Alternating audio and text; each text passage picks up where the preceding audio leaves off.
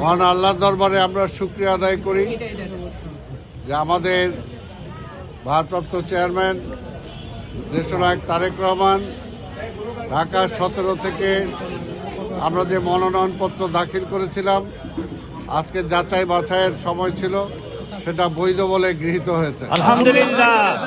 আমরা ঠিক একইভাবে আশা করি ইনশাআল্লাহ ঢাকা 17 জনগণ আগামী 12ই ফেব্রুয়ারি যে নির্বাচন, সেই নির্বাচনে বিপুল ভোটে আমাদের নেতা দেশনায়ক তারেক রহমানকে তারা বিপুল ভোটে নির্বাচিত করবে এবং আগামী নির্বাচনের পরে তিনি এই দেশের প্রধানমন্ত্রী হিসাবে দায়িত্ব নিয়ে ইনশাআল্লাহ বাংলাদেশের গণতন্ত্র আবার ফিরিয়ে আনবেন ইনশাআল্লাহ। আজকের শুধু এটাই বলতে চাই, বাংলাদেশের যখনই সংকটে পড়েছে তখনই জিয়া পরিবার সামনে এসেছে, তখনই বিএনপির সামনে এসেছে এবং প্রত্যেকটি সংকটের দায়িত্ব পালন করে উত্তরণ ঘটিয়েছে।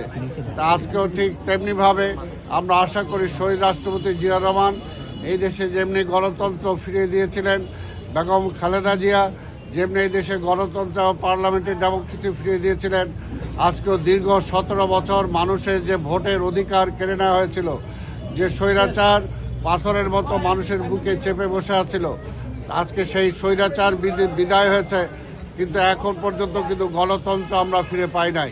তাই আগামী নির্বাচনের মধ্য দিয়ে জনগণের ম্যান্ডেট নিয়ে ইনশাআল্লাহ বাংলাদেশ আবার একটি গণতান্ত্রিক রাষ্ট্র হিসাবে সারা বিশ্বের মুখে মাথা তুলে দাঁড়াবে এবং বাংলাদেশে আজকে যত সমস্যা আছে, অর্থনৈতিক সমস্যা সহ আজকে বিভিন্ন যে সমস্যা, সেই সমস্যাগুলোর সমাধান কল্পে ইনশাআল্লাহ তারেক রহমানের নেতৃত্বে আগামী সরকার সেটাকে সুযোগ্যভাবে সেই দায়িত্ব পালন করবে।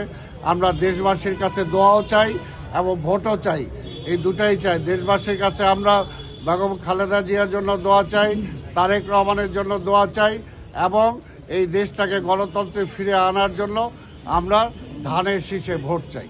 ধন্যবাদ আপনাদেরকে।